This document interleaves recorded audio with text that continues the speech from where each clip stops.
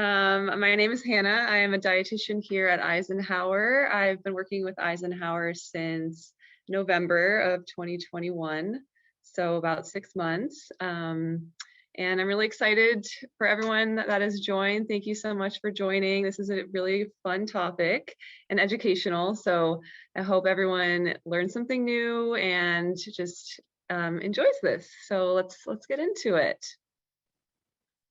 So let's just talk about what the microbiome is. So your body is full of bacteria, viruses, and fungi, which mutually make up the microbiome. Each person has 300 to 500 species of bacteria living in their digestive tract. So this is trillions of microorganisms, and some are harmful, but many are beneficial. And in a healthy person, all of these bacteria coexist peacefully, with the largest numbers found in the small and large intestines, but also throughout the body. And the microbiome is even labeled a supporting organ because it plays so many key roles in promoting the smooth daily operations of the human body. Okay. So each individual has a unique network of microbiota that is determined by your DNA. As you grow, your gut microbiome begins to diversify, and the food you eat plays a big part in how diverse your microbiome is. And each microbiome is unique. No two are the same, which is crazy to think. Obviously, we're all unique in our own way, but just adding the fact that all of our microbiomes are unique, I mean, it's wild because there's a lot of people living on this earth. And as you go through life, environmental exposures and diet can change the microbiome to be either beneficial to health or place you at greater risk for disease. So the more diverse your microbiome is, the better. Okay, so you were first exposed to microorganisms in the birth canal, and new evidence suggests that babies may come into contact with some microbes while inside the womb. And you can also be exposed to microorganisms through breast milk. So some of the bacteria that first begin to grow inside babies' intestines are called bifidobacteria, and they digest the healthy sugars in breast milk that are important for growth.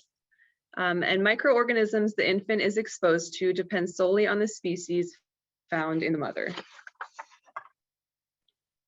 Okay, so it's a symbiotic relationship between microbiome and bacteria, and it can be helpful and harmful. So it can be helpful because in a healthy individual, this pathogenic and symbiotic microbiota coexist, and harmful because disruptions to the microbiota can cause harm to the body.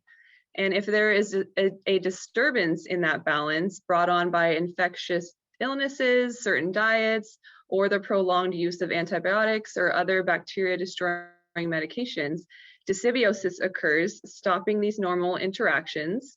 And dysbiosis is a disruption to the microbiota homeostasis caused by an imbalance in the microflora, changes in their functional composition and metabolic activities, or a shift in their local distribution. So it's all negative things. And as a result, when this happens, the body may become more susceptible to disease. And there are many functions of the microbiome, including digestion, absorption, elimination of waste, hormones, and protection.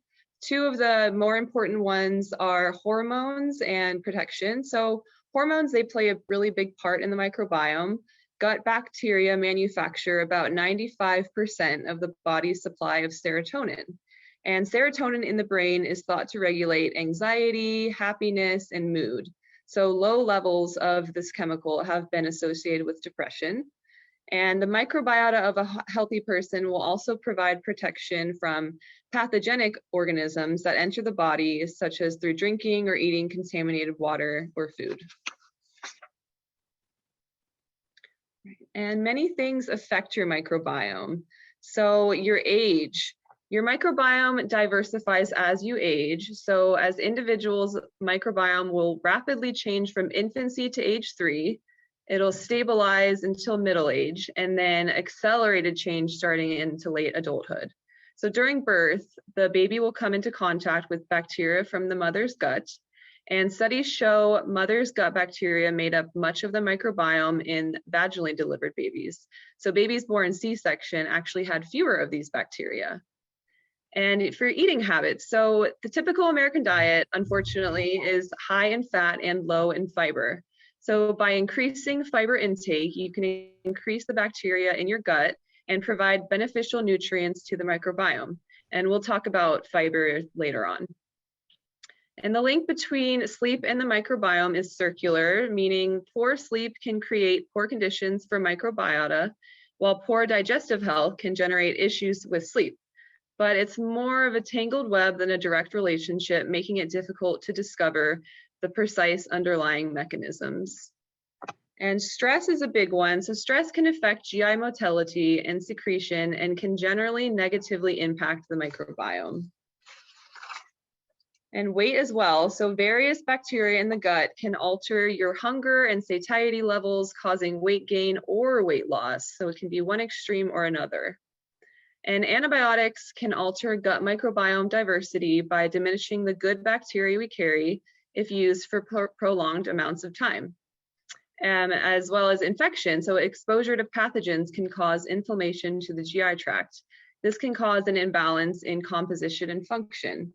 And just something to think about, during these past few years, during the pandemic, we're all trapped inside, we're wearing masks, we're using a lot of antibacterial soap, a lot of antibiotics. So most of us, probably our gut microbiome has been diminished these past few years. So let's try to amp it back up. And let's just touch on the microbiome and age again. So as aging occurs, the immune system and the gut microbiome undergo significant changes in composition and function. Aging causes significant shifts in gut composition and function, which leads to a decline in microbiome diversity. And aging, of course, it's going to happen to everyone, but unfortunately, these changes lead to increased susceptibility to infectious diseases.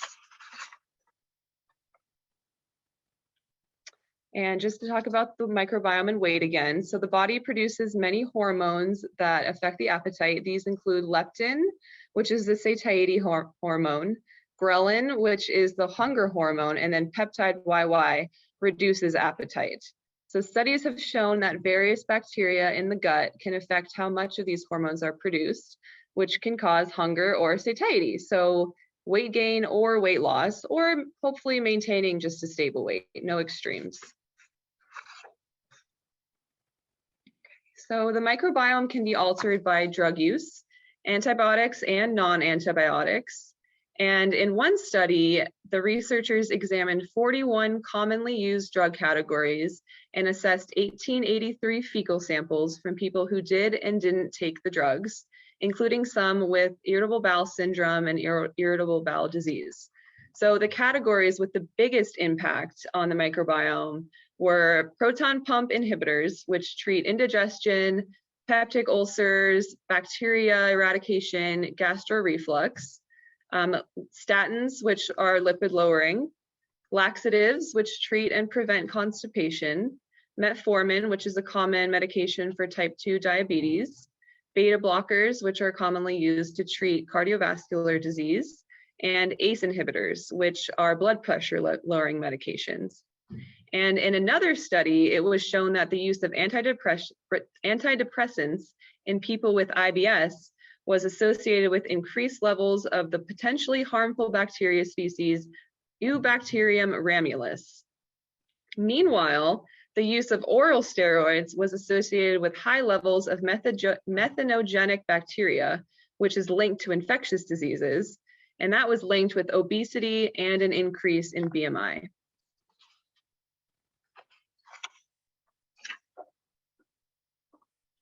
Okay, so antibiotics. So the average child is prescribed antibiotics 10 to 20 times by the age of 18.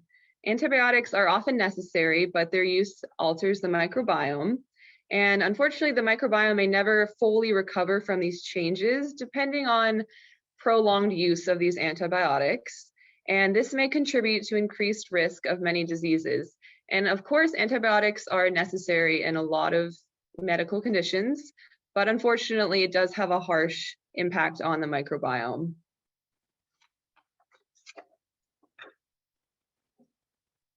Okay, now we're going to talk about the gut-brain axis. So the gut-brain axis, this is so incredible. It's a communication system between the central nervous system and the trillions of bacteria that make up an individual's gut microbiota. So having a healthy microbiome can have a profound impact on mental health and the function of the nervous system. So if you've ever used the phrase go with your gut, or if you're getting butterflies in your tummy when you're nervous or excited, that means you're using your second brain. So the gut-brain axis is a link between digestion, mood, health, and the way you think.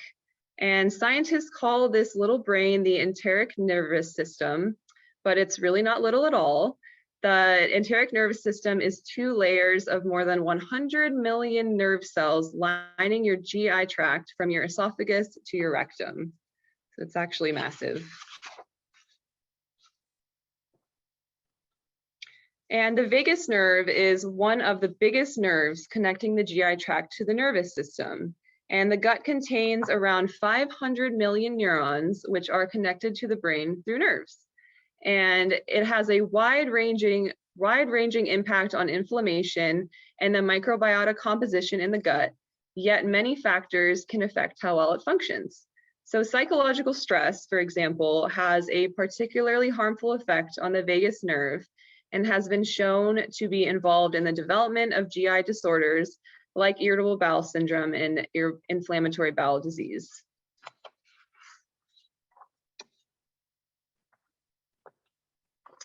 Okay, neurotransmitters. So neurotransmitters, norepinephrine, epinephrine, dopamine, and serotonin are able to regulate and control not only blood flow, but also affect bowel movements, nutrient absorption, GI immune system, and the microbiome.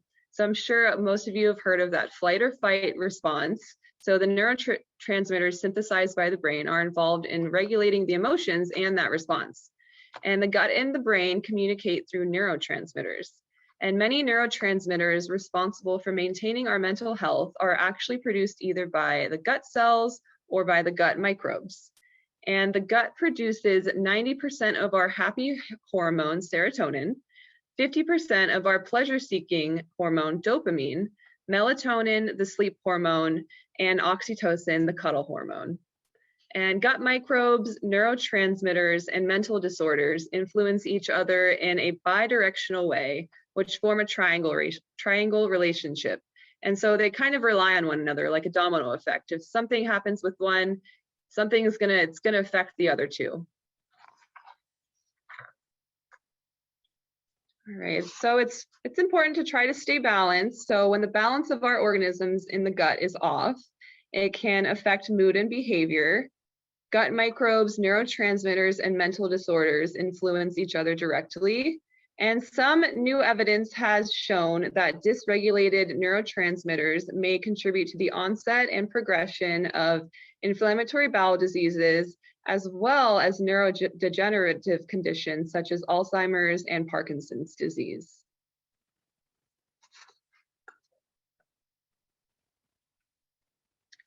So gut imbalances and inflammation in the GI tract have been linked to a multitude of mental health conditions.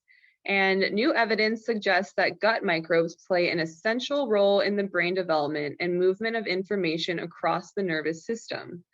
So this evidence is also suggesting that poor gut health may contribute to the onset and progression of depression, anxiety, schizophrenia, autism spectrum disorders, migraines, and epilepsy. So they can all play a part.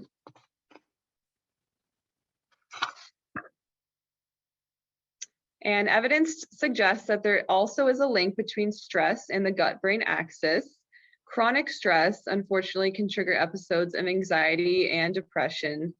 And it has been speculated that people who have good gut health may be more resilient to pressure than those who struggle with it. So multiple studies have also shown how early life changes to the gut microbiota by way of antibiotic exposure, lack of breastfeeding, birth by C-section, infection, stress, exposure, and other environmental influences can result in long-term alterations of stress-related physiology and behavior.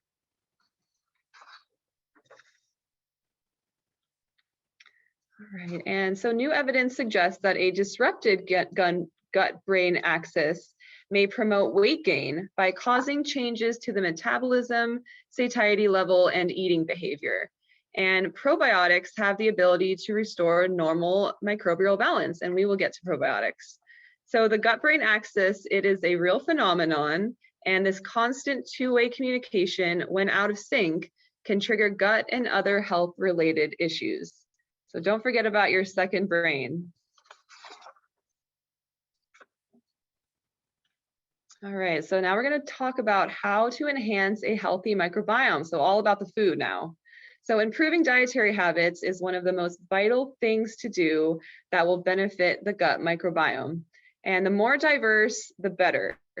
So certain nutrients are more beneficial to the gut than others. And even with a healthy balanced diet, we still may experience occasional deficiencies. It's just normal. Therefore, it's worth knowing which foods can help our gut-brain axis the most. So let's get into it. So gut microbes make many chemicals that affect how our brains function. Bacterial fermentation of dietary fiber is the main source of short-chain fatty acids. So short-chain fatty acids include butyrate, propionate, and acetate. And these compounds have been shown to prevent digestive issues and reduce the risk of developing obesity and type 2 diabetes. So let's just talk about short-chain fatty acids a little bit more. So like I said, they are chemicals that are produced when certain types of gut bacteria break down fiber. Acetate, propionate, and butyrate are the short-chain fatty acids. And one study showed people who took propionate for 4 weeks, and propionate increases satiety. So they had reduced food intake and less weight gain. And other studies have shown that prebiotic supplements, which contain compounds that are fermented by gut bacteria, can have a similar effect on appetite. So another study in 60 overweight adults found that taking propionate for 24 weeks significantly increased levels of the hormones PYY and GLP-1, both of which influence hunger, by increasing satiety. So you eat less. And for the prebiotic supplements, that study, so there was a study in people who ate 16 grams of prebiotics a day for 2 weeks, had higher levels of hydrogen in their breath. What does that mean, right? So this indicates that gut bacterial fermentation, less hunger, and higher levels of the hormone GLP and PYY, which will make you feel full and have you eat less. So basically, your gut bacteria can produce chemicals that make you feel full. And by affecting your appetite, this all plays a big role in your weight. Right, so there are many categories of happy gut foods. These include prebiotics, probiotics, fiber, fermented foods, and polyphenols. And these categories are the main components that we can enrich your microbiome and positively influence the gut-brain axis. So we're going to break these down category by category, talk about what foods, supplements, all that good stuff. All right, prebiotics is up first. So prebiotics are special plant fibers that are not digestible by the body, but can help fuel healthy bacteria to grow. So by consuming prebiotics, your gut bacteria produces nutrients for your digestive system, which help it function better. And so they are a form of dietary fiber that feed the friendly bacteria in your gut. So the bacteria that is happy bacteria. And this allows your gut bacteria to produce nutrients for your colon cells, which leads to a healthier digestive system. Some of these nutrients involve the breakdown of short-chain fatty acids, butyrate, acetate, and propionate, which we just talked about. And these fatty acids can be absorbed into your bloodstream and improve metabolic health. So inulin, in case you're wondering what that is, inulin is a type of prebiotic. It's not digested or absorbed in the stomach. It stays in the bowel and helps certain beneficial bacteria to grow.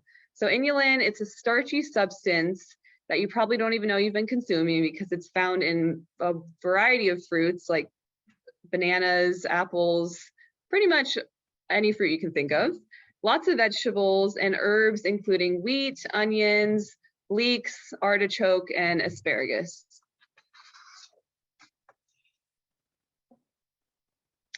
So let's just talk about some really good prebiotic foods. I'm just going to mention a few. So let's start with leeks. So leeks are really nutrient dense, meaning they are low in calories but high in vitamins and minerals, which is a win. And thanks to their inulin content, leeks promote healthy gut bacteria and help break down fat. And onions, they are also rich in inulin, and they are rich in fructooligosaccharides, which help boost your immune system, provide fuel for your gut bacteria, and overall improve your digestion. And asparagus also naturally contains inulin, which can improve your digestive health and help your body maintain optimum levels of glucose and insulin. Insulin is also, or sorry, not inulin, that levels of glucose and insulin. And then, like I said, inulin is also a soluble fiber, which feeds the friendly bacteria in the gut, such as bifidobacteria and lactobacillus. So inulin is in most of these foods already. And asparagus actually has been linked to the prevention of certain cancers, and in vitro and animal studies show its combination of fiber and antioxidants also provides anti-inflammatory benefits. What else? Let's see. So bananas. So bananas are rich in vitamins, minerals, fiber, and they contain small amounts of inulin. And garlic. Who doesn't love garlic? Garlic acts as a prebiotic by promoting the growth of beneficial bifidobacteria in the gut. It also prevents disease-promoting bacteria from growing, even though you'll smell it on your skin for days after, but I think it's worth it. All right, so let's talk about probiotics now. So probiotics can help balance your gut bacteria, boost your immunity, and improve your skin. Probiotics can also be beneficial if you have diarrhea, and they are good bacteria that are found in fermented foods. So there's our happy little guts. They're eating their probiotics, they're eating their yogurt, their supplements, they're happy, they're living their best lives. So they're bacteria that live in your body naturally and help your intestine break down food. They promote the growth of the healthy bacteria in the gut. And we did mention antibiotics earlier. So we know that antibiotics are used to reduce harmful bacteria in the body, but taking antibiotics along with probiotics can actually reduce the effects of the probiotics. So if you are taking a supplement, a probiotic supplement and an antibiotic, take the probiotic product at least 2 hours before or after antibiotics. Just don't take them together. And probiotics are commonly taken in dietary supplements and foods, such as yogurt, as we see our little friend eating. And the most common probiotics found in these products include lactobacillus, bifidobacteria, and Saccharomyces boulardii. I'm sure that's how you pronounce that. But many other bacteria and yeast species can be found in probiotic products. That's just a few. Those are just the really popular ones that you'll see in yogurt if you read the label. But there are, I mean, I don't even know, a ridiculous amount more. All right, so some really good probiotic foods. So sauerkraut. Sauerkraut is a finely shredded cabbage that has been fermented by lactic acid bacteria. It is one of the oldest traditional foods and is popular all around the world. It's used on top of sausages or as a side dish. That's commonly how we see it. And it has a very sour and salty taste and can be stored for months in an airtight container, but it's excellent for you. It provides a lot of good bacteria. And kimchi, so kimchi is a fermented spicy Korean dish.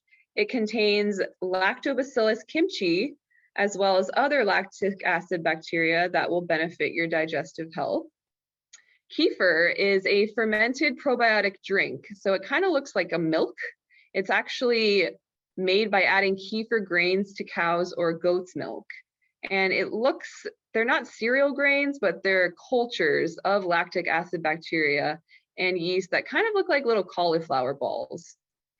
And kombucha, I'm sure everybody's heard of kombucha because it's everywhere in the stores. They have so many different flavors. It's a tea fermented by a friendly colony of bacteria and yeast. And personally, I think kombucha is an acquired taste. The first time I tasted it, I didn't know what I was drinking. It was so strange, but I mean, if you just read the label, you're getting so many good bacteria. So, you know, it's an acquired taste. It's worth it. And miso is a Japanese seasoning. It's traditionally made by fermenting soybeans with salt and a type of fungus called koji. And yogurt, as I've already mentioned a couple times, yogurt is one of the best sources of probiotics. Yogurt is made from milk that has been fermented by probiotics, mainly lactic acid bacteria and bifidobacteria. However, keep in mind that not all yogurt contains live probiotics. So in some cases, the live bacteria actually have been killed during the processing. So it's really important to read the label, and it would say live on the label. So it just something to keep in mind. So just choose yogurt with active or live cultures. And so fermented foods, they may act as natural probiotics. Fermentation is a traditional way of preserving food. And fermented foods include dairy, like yogurt and kefir, vegetables like sauerkraut, kimchi, and pickles, and soy foods like miso and tempeh.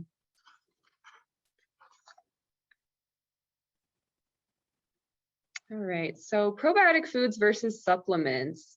So supplements, they are a great alternative or addition to probiotic foods. And like I said, make sure to check the label for live cultures, because there are a lot of brands out there that are on the shelves, but they're not necessarily live. And it's basically you're just taking a supplement for nothing, because it's not live. It's not going to be active in your GI tract. So just be careful when you're looking at these labels, because they do tend to be expensive. So you don't want to waste your money if you would rather just take a supplement than eat certain foods. So an important advantage of consuming probiotics through whole foods is that they can provide a greater source of overall nutrition than supplements.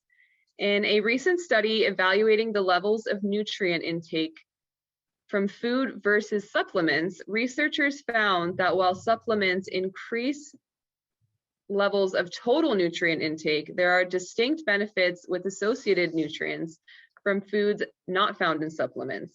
So, for example, probiotic foods deliver micronutrients essential for your body's daily functions, plant compounds that help protect your body from oxidative damage and stress, and perhaps the most crucial element for gut health, fiber, which we will get to. So many sources of fiber act as prebiotics. So it's basically like food to feed the probiotics in your gut. And after all, probiotics need food to function just like we do, so they like fiber. And probiotic bacteria can be found in a number of foods. However, in order for these foods to confer probiotic benefits, the probiotic bacteria must be alive at the time of consumption, as I said. So this can be challenging given that factors related to food processing and storage can affect the survival of probiotic organisms. So there are some tips for ensuring your probiotic foods actually contain viable probiotic bacteria. So for example, if you're buying yogurt, don't assume, like I said, that all yogurt contains live probiotics. So make sure the container says live or active cultures. And pasteurization typically kills live bacteria. So choose unpasteurized sauerkraut. And pickles made using vinegar do not have probiotic effects. So look for fermented pickles rather than the ones just made with vinegar. And if you're taking a supplement, just make sure you're buying from a reliable source. Compare the CFUs, which are colony forming units, that would be on the label, and keep refrigerated to maximize shelf life, because this is something that does expire. And some things, yes, they have expiration dates, and we say, oh, well, it's okay, there's nothing in there that, you know, is going to die. Well, actually, this one would. So don't take anything after the expiration date with the probiotic supplements. Okay. So let's move on to fiber. So research has identified a link between fiber intake and positive health outcomes. Fiber promotes a healthy gut microbiome once bacteria metabolize it. And a recent study found that a 2-week increase in fiber intake significantly altered the gut microbiome. That's it, 2 weeks. And like I said before, many sources of fiber act as prebiotics, which is the food to feed the probiotics in the gut. So the probiotics need the food to function just like we do, so they like the fiber. And there are two types of fiber, as I'm sure a lot of you know, soluble and insoluble. So soluble fiber dissolves in water. It is transformed into a gel-like substance, then digested by bacteria in the large intestine, releasing gases and a few calories. It includes plant pectin and gums. And on the other hand, insoluble fiber, it does not dissolve in fiber or GI fluids, and it remains unchanged as it moves through the digestive tract. So it's not digested at all. It's not a source of calories. And this includes plant cellulose and hemicellulose. So as soluble fiber dissolves, it creates a gel that may improve digestion in a number of ways. Soluble fiber may reduce blood cholesterol and sugar. It helps your body improve blood glucose control, which can aid in reducing your risk for diabetes. Insoluble fiber attracts water into your stool, making it softer and easier to pass with less strain on your bowel. Insoluble fiber can help promote bowel health and regularity. It also supports insulin sensitivity and, like soluble fiber, may help reduce your risk for diabetes. So dietary fiber can do a lot to support gut health, which researchers are increasingly learning plays a role in many health issues throughout your body.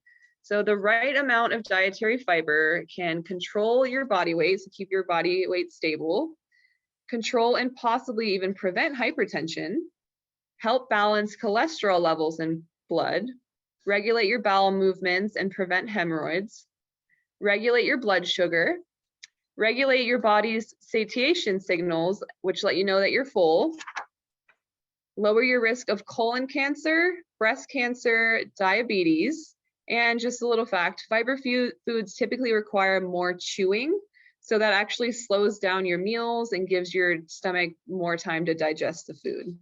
It's always better just to take your time while you eat in general. I think we're all just used to just speed eating these days. All right, so we'll go through some more soluble fiber facts. So like I said, it lowers cholesterol, lowers fat absorption, and helps with weight management. So as a thick spread out gel, soluble fiber, it blocks fats that would otherwise be digested and absorbed. And remember, soluble is fermentable, so it feeds your gut bacteria. And how it lowers your cholesterol, so it prevents some dietary cholesterol from being broken down and digested. And over time, soluble fiber can help lower cholesterol levels or the amount of free cholesterol in the blood. And just as it prevents fats from being absorbed, soluble fiber slows down the digestion rate of other nutrients, including carbohydrates. This means meals containing soluble fiber are less likely to cause sharp spikes in blood sugar levels and may prevent them. And by lowering cholesterol levels, stabilizing blood sugars and decreasing fat absorption, regularly eating soluble fiber may reduce the risk of heart disease and circulatory conditions. So some soluble fiber foods feed gut bacteria as it is fermentable in the colon, so that helps the bacteria live longer. All right, and insoluble fiber. So this is the fiber that prevents constipation. So as an indigestible material, it increases stool bulk. Insoluble fiber sits in the GI tract, absorbing fluid and sticking to other byproducts of digestion that are ready to be formed in the stool. Its presence speeds up the movement and processing of waste, which helps prevent GI blockage and constipation or reduced bowel movements. And it lowers the risk of diverticular disease. So by preventing constipation and intestinal blockages, insoluble fiber may reduce the risk of developing small folds and hemorrhoids in the colon. And in hand, it would actually also reduce the risk of colorectal cancer. So insoluble fiber is the one that keeps you regular.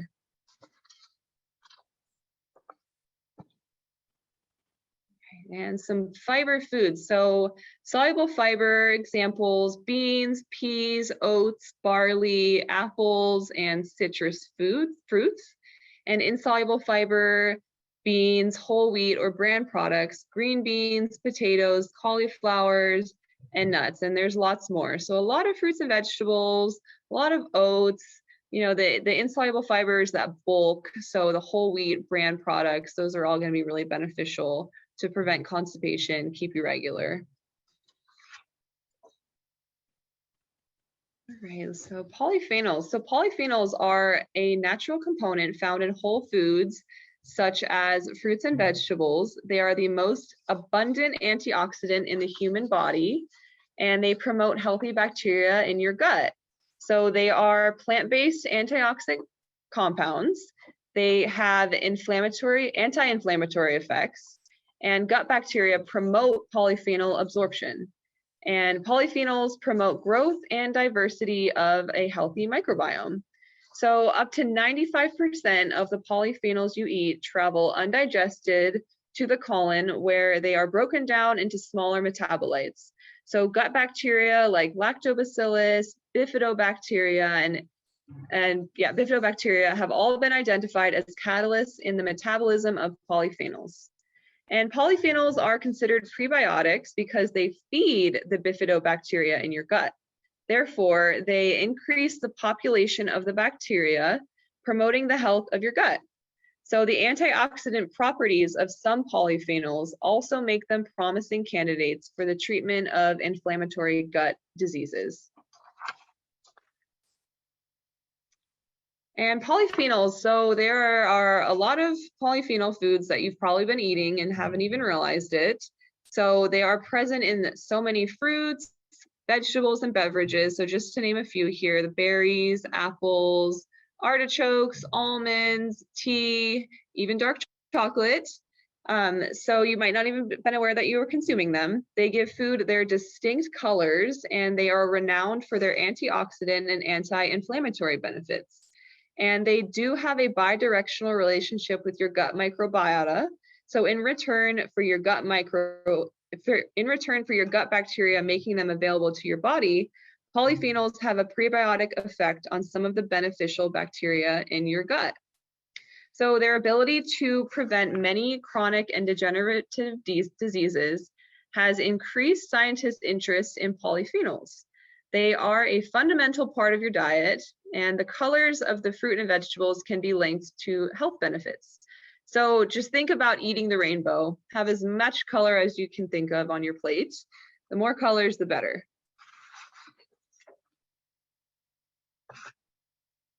All right, so we've talked about all the happy gut foods. So now let's just talk about the sad gut foods, the foods that maybe aren't benefiting us, causing some stomach upset or just GI problems. So dietary changes, they can significantly alter the microbiome within 24 hours. Artificial sweeteners, they pass through the GI tract undigested. So these negatively affect the microflora in your gut. Red meats, they are abundant in a compound called L-carnitine, which alters the bacteria in your gut. So this alteration can lead to the production of a substance known as trimethylamine N-oxide, or TMAO. So high levels of TMAO increase your risk for heart attack or stroke. So it's just smart to limit your red meat intake in general, just once a week or once or twice a week, just for your health benefits. And in a study, this is just a fact about alcohol. So in a study for 20 days, 10 individuals consumed 9.2 ounces of red wine, or the same amount of de-alcoholized red wine, or 3.4 ounces of gin each day. Gin decreased the number of beneficial gut bacteria, whereas red wine actually increased the number of bacteria known to promote gut health and decrease the number of harmful gut bacteria like Clostridium. And so thinking back to the polyphenols, it's bright red half the time you're drinking wine. So the beneficial effect of moderate red wine consumption on gut bacteria appears to be due to its polyphenol content. I'm not telling you to go guzzle some wine, but if you have the choice between wine and gin, choose wine. And foods high in fat and oil are harder for your body to digest rather than natural foods like fruits and vegetables. So these foods, anything processed, fried, these foods can irritate your gut and cause dysbiosis, which we talked about in the beginning. So processed foods, they also tend to be low in fiber and nutrients in general. It just tends to be empty carbs. Of course, they're delicious, but not very nutritious. So consuming these foods, they're not going to benefit your gut microbiome.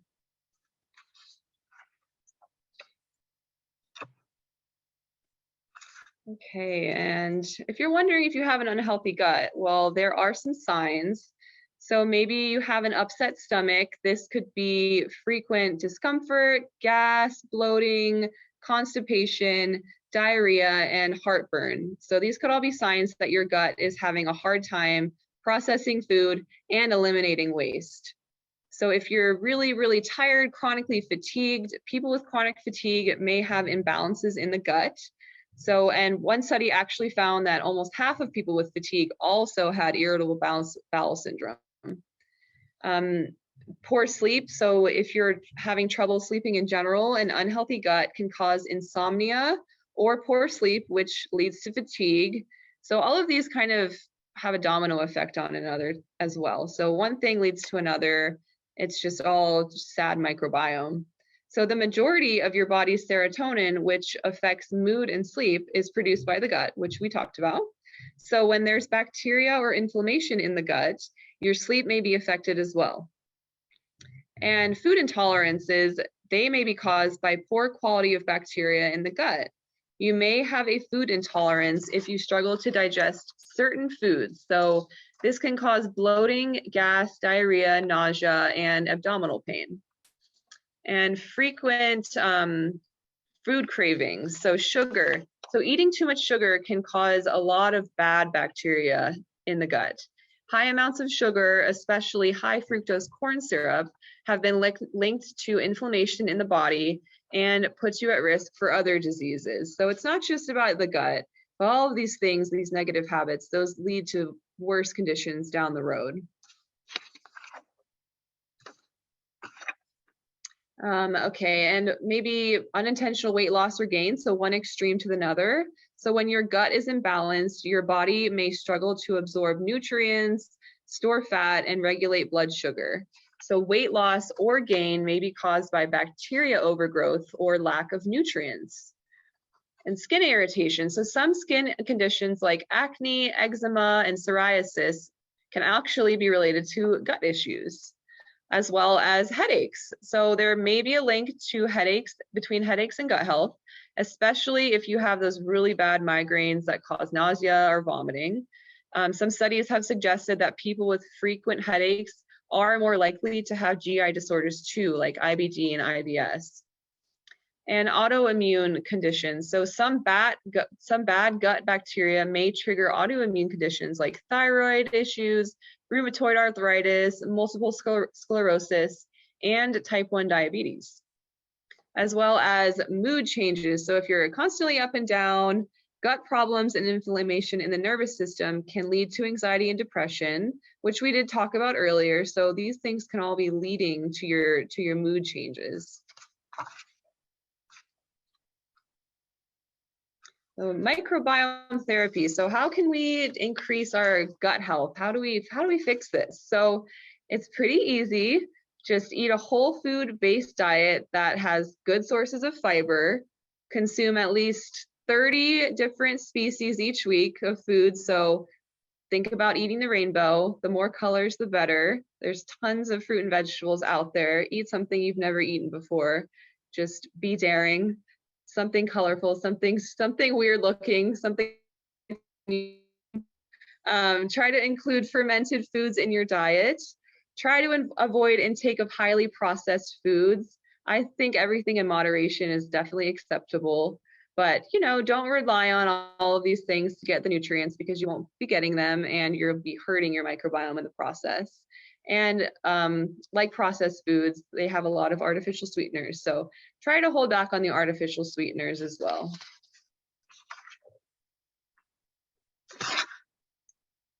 Okay. And when our gut is healed, what can we expect?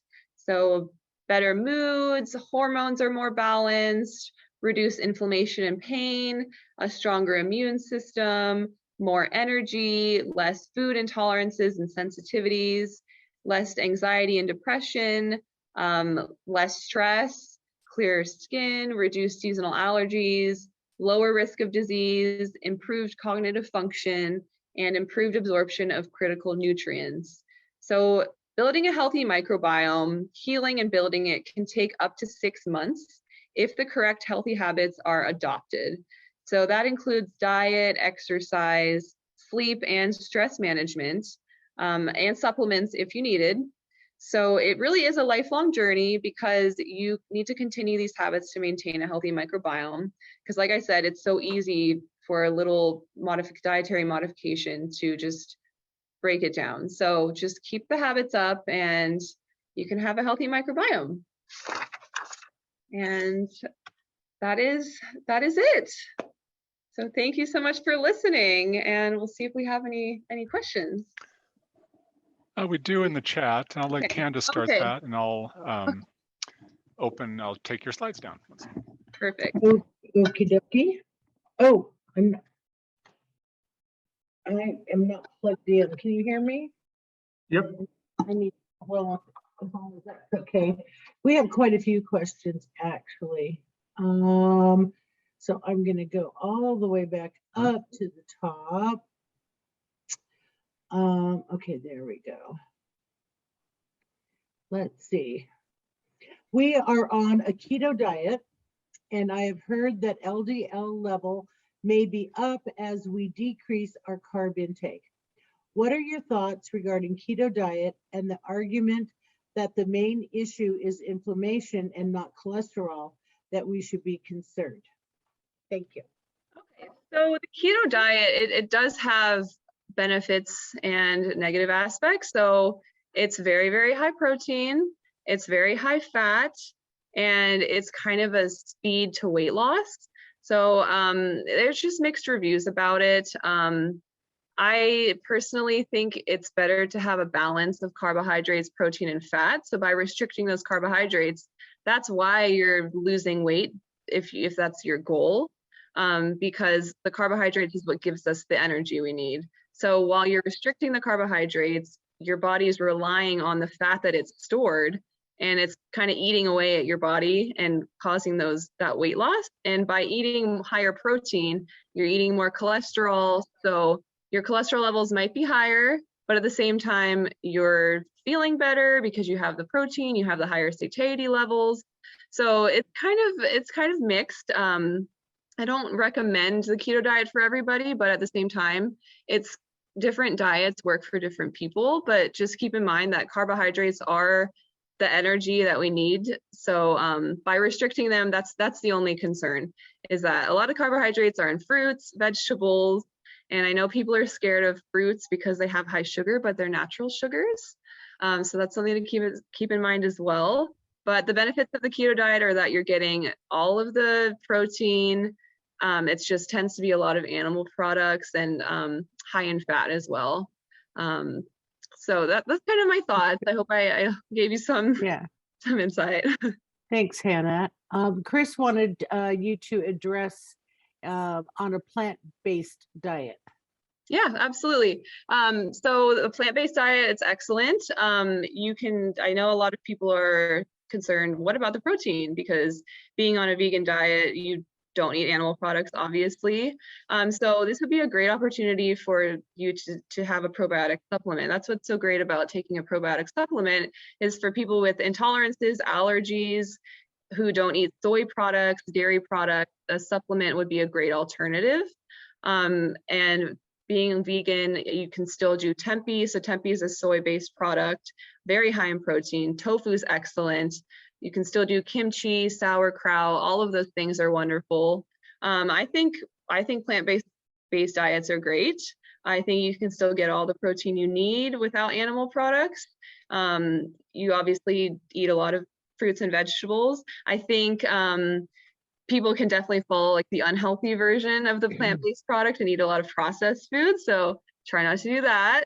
But it's a great diet to follow. It's kind of, all natural foods, all whole foods. So as long as you're eating more of the whole foods and not the processed foods, all of the stuff. And also there's the great meatless options now, like Beyond Meat burgers. Those are really great. Those have high protein.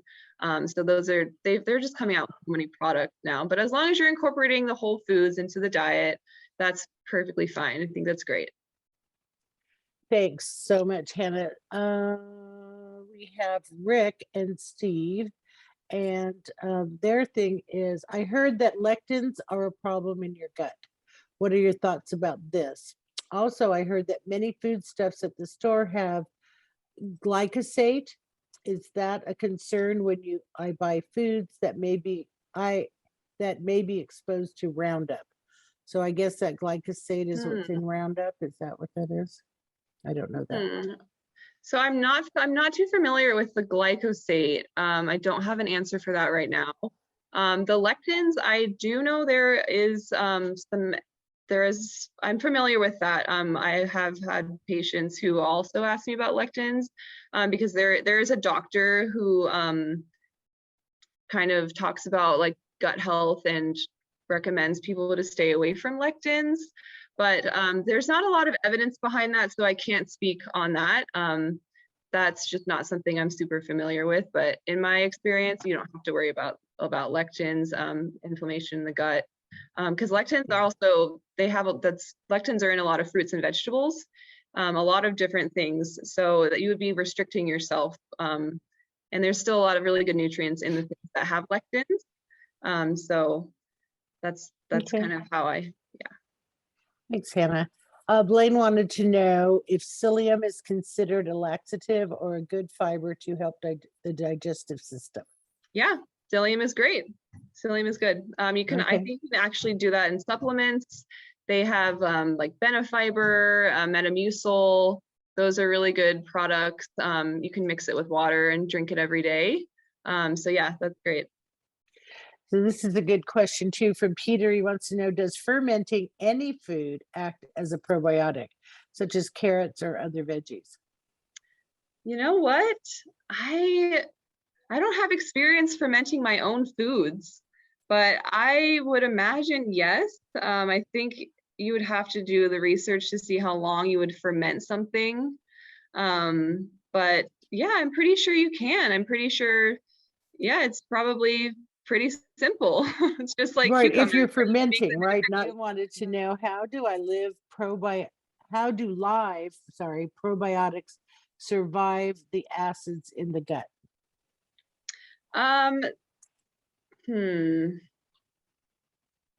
Well, questions. I don't really know the answer to that question, to be honest. They get fermented by the short chain fatty acids. They break them down.